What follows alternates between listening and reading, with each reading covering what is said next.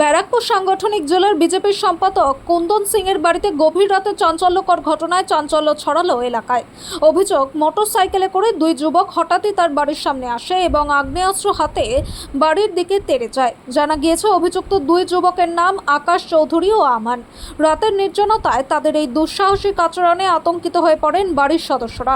ঘটনার পরই লিখিত অভিযোগ দায়ের করা হয়েছে নোয়াপাড়া থানায়। অভিযোগের ভিত্তিতে পুলিশ দুষ্কৃতীদের খোঁজে তল্লাশি শুরু করেছে বলে জানা গিয়েছে। এলাকায় এই ঘটনাকে কেন্দ্র করে উত্তেজনা ছড়িয়েছে। পুলিশ সূত্রে খবর, সিসিটিভি ফুটেজ খতিয়ে দেখে অভিযুক্তদের শনাক্ত করে দ্রুত গ্রেফতারের চেষ্টা চলছে। এই বিষয়ে তৃণমূলের তরফ থেকে কোনো প্রতিক্রিয়া পাওয়া যায়নি। দেখুন, এরা আকাশ চৌধুরী গোলু এবং অমন চৌধুরী, এরা দুজনই যেভাবে আর্মস নিয়ে এসেছিল আগে থেকেই করছিল। শুধু বিজেপি লোককে বলছিল যে 4 তারিখ পরে দেখে নেবো, 4 তারিখ পরে দেখে নেবো।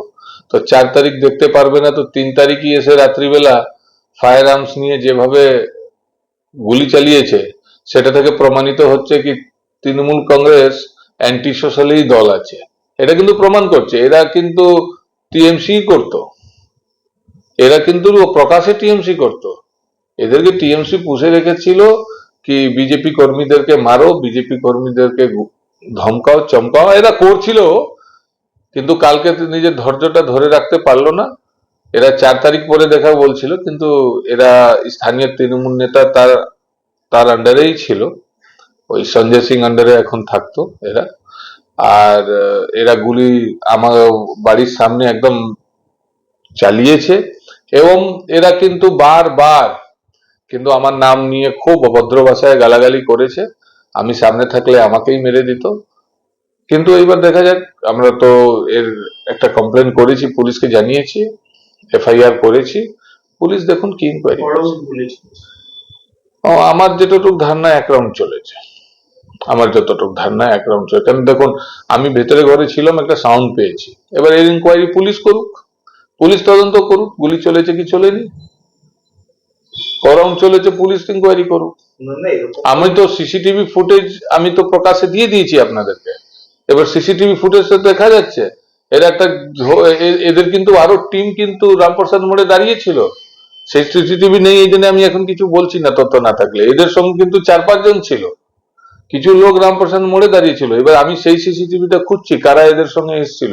এরা কি প্ল্যান করে এসেছিল কি আমাকে মার্ডার করতেই হবে, সেটা কিন্তু সিসিটিভি আরো চলে আসুক, তাহলে আমরা প্রোভাইড করব। হ্যাঁ, দুজন, এরা ব্ল্যাক কালার পালসারে এসেছিল।